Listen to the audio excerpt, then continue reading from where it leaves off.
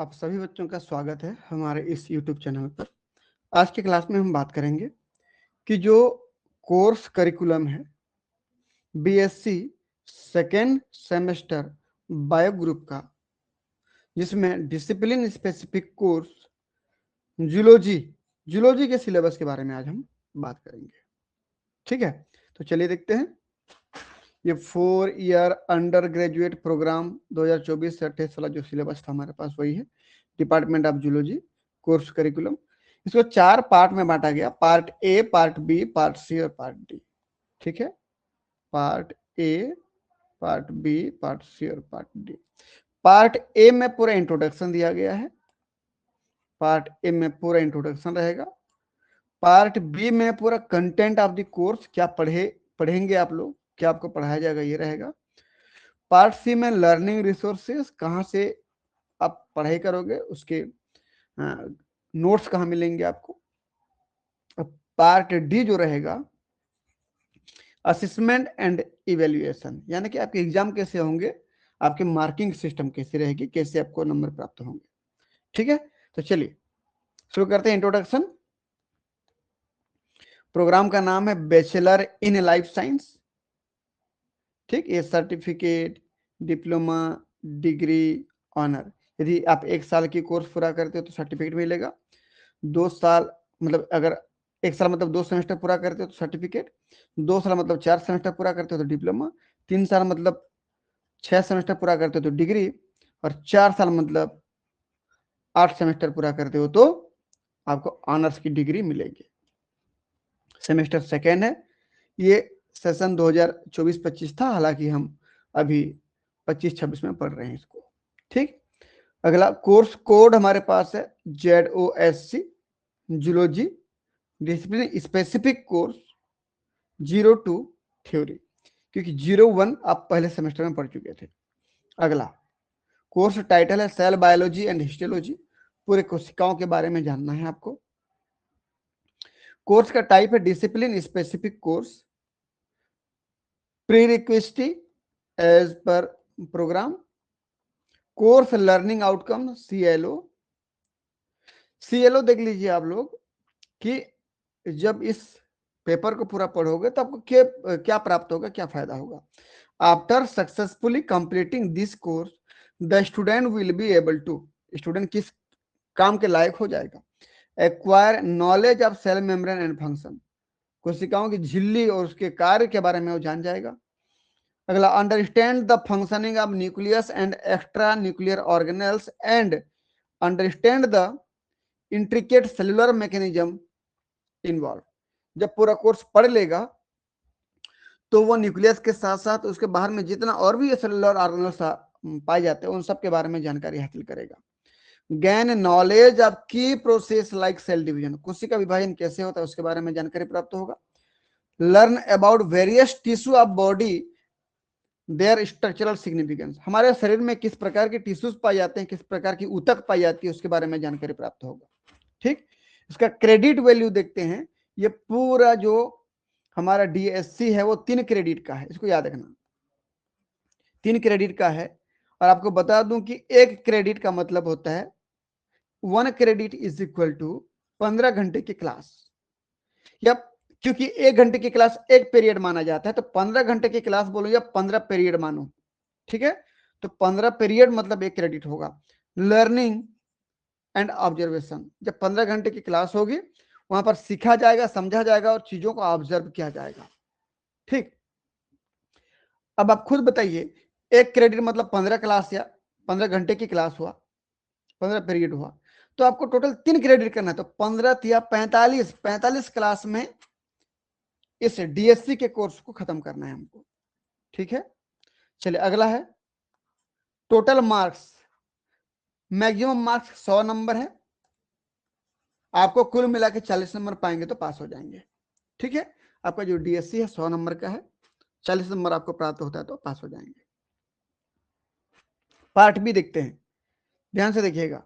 Total number of teaching learning period 1 hour per period, एक period 1 घंटे का होगा और 45 पीरियड में आपको खत्म करना है, यानी कि 45 घंटे में क्लास को खत्म करना है। आप देख लीजिए 11 दूनी 22, 11 33, 11 चौं 44 और 1 45, 45 घंटे की क्लास है। 4 यूनिट में बांट दिया गया है। पहले यूनिट को 11 घंटे में खत्म करने हैं, दूसरे यूनिट को भी 11 घंटे में खत्म करने हैं, तीसरे यूनिट को 12 घंटे में खत्म करने हैं और चौथे यूनिट को 11 घंटे में खत्म करने हैं, यानी 11 पीरियड में खत्म करना है। कुल मिला के 45 पीरियड में खत्म करना है। इसके अंदर क्या क्या चीजें पढ़ना होगा? सबसे पहला यूनिट हमारे पास cell structure, cell membrane and extra nuclear cell organelles. ध्यान से देखिएगा, सेल की संरचना के बारे में समझना है, सेल की मेम्ब्रेन के बारे में समझना है और extra nuclear cell organelles, nucleus के अलावा बाकी जो न्यूक्लियस के बाहर जो ऑर्गेनेल्स पाए जाते हैं उनके बारे में समझना है। इसके अंदर क्या क्या पढ़ना है हमको? देखिए, general structure of prokaryotes and eukaryotes, कि प्रोकैरियोटिक कोशिकाएं क्या होती हैं, यूकैरियोटिक कोशिकाएं क्या होती हैं, उसके बारे में जानना है। अगला हमारे पास है cell membrane organisation, origin, structure, structure में लिपिड बाइलेयर, फिर इसके जो मॉडल हैं lipid bilayer model, Danielli Davson model, ठीक। उसके बाद यूनिट मेम्ब्रेन मॉडल, फिर फ्लूइड मोज़ेक मॉडल, कि प्लाज्मा मेम्ब्रेन का ओरिजिन कैसे हुआ, उसके मॉडल क्या क्या है, उसके बारे में जानना है। Chemical composition and function of cell membrane, ठीक, सेल मेम्ब्रेन की केमिकल कंपोजिशन क्या है, फंक्शन क्या है, उसके बारे में जानना है। Specialization of cell membrane, microvilli, desmosome, hemidesmosome, septate desmosome, plasmodesmata, tight junction, gap junction, इन सब के बारे में जानना है। एक्स्ट्रा न्यूक्लियर सेल ऑर्गेनेल्स में ultra structure and function of endoplasmic reticulum, Golgi body, यहाँ पर extra nuclear membrane, extra nuclear cellular organelles में एंडोप्लाज्मिक रेटिकुलम और गाल्जी बॉडी के बारे में पढ़ना है। यूनिट 2 में आते हैं एक्स्ट्रा न्यूक्लियर सेल ऑर्गेनेल्स में और क्या क्या है? Ultra structure and function of ribosome के बारे में पढ़ना है, लाइसोसोम, पैराक्सिसोम, माइटोकॉन्ड्रिया, इनके बारे में पढ़ना है, इनका ओरिजिन के बारे में जानना है, स्ट्रक्चर के बारे में जानना है और फंक्शन के बारे में जानना है, ठीक है। अगला, nuclear organisation and cell division, cell का साइज क्या होता है, शेप क्या होता है ना, जैसे न्यूक्लियस का क्या शेप साइज होता है, सबके बारे में जानना है। Structure and function of interphase nucleus, ठीक, सेल साइकिल की अलग अलग अवस्थाएं होती है, उसमें न्यूक्लियस का साइज क्या क्या होता है उसके बारे में जानना है। Ultra structure of nuclear membrane and pore complex, nucleolus, general organization, chemical composition and function, chromosome morphology, cell cycle, cell division में माइटोसिस, मियोसिस, सेल डिवीजन के checkpoint and their regulation, programme cell death, इन सब के बारे में जानना है। Unit 4 में आते हैं introduction to tissue, epithelial tissue क्या है, उसके टाइप्स क्या हैं, संरचना कैसी होती है, स्ट्रक्चर एंड कैरेक्टरिस्टिक क्या क्या होते हैं। सरफेस मॉडिफिकेशन के बारे में जानना है, बेसमेंट मेम्ब्रेन के बारे में जानना है, उसमें स्ट्रक्चर एंड कैरेक्टरिस्टिक के बारे में जानना है। कनेक्टिव टिश्यू क्या होते हैं उनके बारे में जानना है। Structure and function of loose connective tissue, dense and adipose tissue, इन सब के बारे में जानना है। Cartilage and bone, classification and fine structure के बारे में जानना है कि कार्टिलेज क्या होता है, बोन क्या होता है। फिर ब्लड में plasma, blood cell, lymph and their structure and function, पूरे ब्लड के बारे में जानना है। बोन मेरो एंड हीमोपोइसिस या हीमेटोपोइसिस, कि बोन मेरो क्या है, बोन मेरो कैसे ब्लड बनाते हैं, इसके बारे में जानना है। Structure and function of spleen, muscular tissue, देखो स्प्लीन के स्ट्रक्चर और फंक्शन के बारे में जानना है। मस्कुलर टिश्यू, मसल्स की टिश्यू क्या, जैसे ultra structure of smooth muscle, skeletal muscle, cardiac muscle, इनके बारे में जानना है। मसल्स टेंडन अटैचमेंट, मसल और टेंडन कैसे आपस में अटैच है तो उसके बारे में जानना है। Structure and classification of neuron, neuron के बारे में भी पूरा पढ़ना है। कुल मिला के इसको 45 घंटे की क्लास में कंप्लीट करना है। चलिए आगे बढ़ते हैं, पार्ट सी की तरफ आते हैं, देखते हैं लर्निंग रिसोर्सेज। भाई text book and reference book of and others, भाई टेक्स्ट बुक कहाँ कहाँ से कौन कौन सा पढ़ोगे? देखिए पी के गुप्ता की बुक, अरमुगम की बुक, रस्तोगी पब्लिकेशन, है ना, पीएस वर्मा की बुक, क्या क्या पूरा पढ़िए आप, कौन कौन सा पब्लिकेशन है ना। रेफरेंस बुक रिकमेंडेड कौन कौन सा देखिए और रिकमेंड किया जाएगा आपको, जो फॉरेनर बुक हैं, कार, डी रॉबर्टिस, कूपर, बेकर, ये सब के बारे, सब बुक के बारे में पढ़ सकते हो। इन सब बुक में सेल बायोलॉजी के बारे में बहुत अच्छे से दिया गया है। ऑनलाइन रिसोर्सेज में देखिए ये सब रिसोर्सेस हैं, आप गूगल पे जाएंगे, इसको सर्च करेंगे तो ये वेबसाइट खुलेगी, वहां पर नोट्स मिलेगा। ठीक, अगला पार्ट डी पे आते हैं, assessment and evaluation. Suggest continuous evaluation method. कुल मिला के हमारा 100 नंबर का मार्क्स है, मैक्सिमम मार्क्स कितना है 100 नंबर का। इसको 3 भागों में बांट दिया गया। Continuous internal assessment CIA 30 number का, और end semester exam EAC 70 number का। ये जो 30 नंबर का है, ये आपके कॉलेज वाले, आपके टीचर लोग लेंगे, और ये एंड सेमेस्टर एग्जाम ये यूनिवर्सिटी लेगा 70 नंबर का, जो मेन एग्जाम होता है यही है। जरा हम बात कर लेते हैं किसके बारे में, कंटिन्यूअस इंटरनल असेसमेंट CIA के बारे में थोड़ा जान लेते। देखिए, जो 30 नंबर का होगा ना, ये 30 मार्क्स का होगा। ये दो अलग अलग इसको टाइप से बांट दिया गया। पहला ये कि देखिए, इंटरनल टेस्ट होगा या क्विज होगा, वो भी 2 बार होगा, 20-20 नंबर का होगा, 20-20। जो बेस्ट वाला 20 नंबर होगा, 20 में जितना भी पाओगे, बेस्ट नंबर जो पाओगे वही जुड़ेगा आपका। दोनों का नंबर नहीं जुड़ेगा, 2 बार पेपर जरूर होगा, लेकिन जिसमें बेस्ट नंबर मिला होगा, पता चला आपको एक में 18 मिला है, एक में 17 मिला है, तो आपका 18 नंबर जुड़ेगा। ठीक है, और दूसरा असाइनमेंट या सेमिनार होगा 10 नंबर का। असाइनमेंट या सेमिनार होगा, आपके टीचर जैसे भी कर सकते हैं, उनके ऊपर है। तो ये 10 नंबर का होगा। तो 10 नंबर में आपको जितना देते हैं, मान लीजिए आपको 8 नंबर देते हैं, ये 8 नंबर दिए, तो ऊपर के 18 नंबर, नीचे 8 नंबर, ये 26 नंबर आपको मिला, कितने में, टोटल 30 नंबर में से। ठीक है, बाकी जो 70 नंबर है, ये इसको यूनिवर्सिटी एग्जाम कराएगी।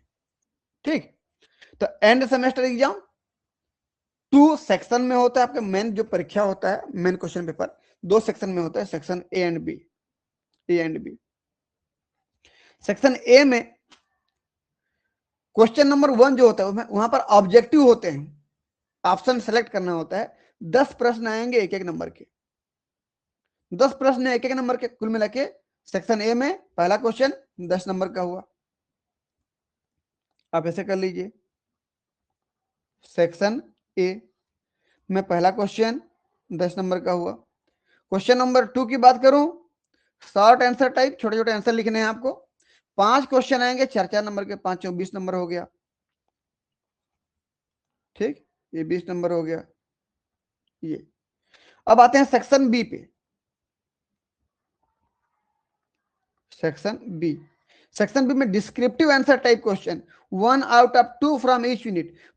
क्योंकि टोटल 4 यूनिट है, प्रत्येक यूनिट से 2-2 प्रश्न आएंगे, एक एक बनाना है।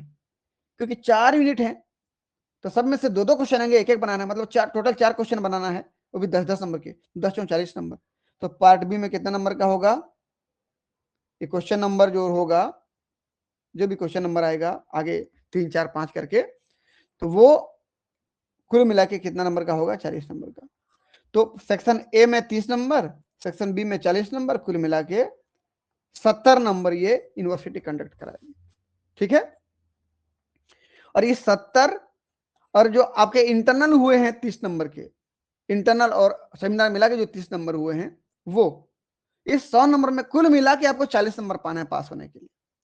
ठीक है, पासिंग मार्क कितना है, 40 नंबर। ठीक है, दोनों मिला के, इंटरनल का और एंड सेमेस्टर एग्जाम का मिला करके जो 40 नंबर से पार हो गया, पास हो गया। ठीक है, तो ये था इसका सिलेबस। आपको कैसे लगा कमेंट बॉक्स पे जरूर बताएं। यदि आप हमारे यूट्यूब चैनल पर नए हैं तो चैनल को सब्सक्राइब करें, अपने दोस्तों के बीच में वीडियो को शेयर करें, ताकि उनको भी इस प्रकार की वीडियो का लाभ मिलता रहे। मिलते हैं इसके अगले क्लास में, तब तक के लिए बहुत बहुत धन्यवाद। Thank you.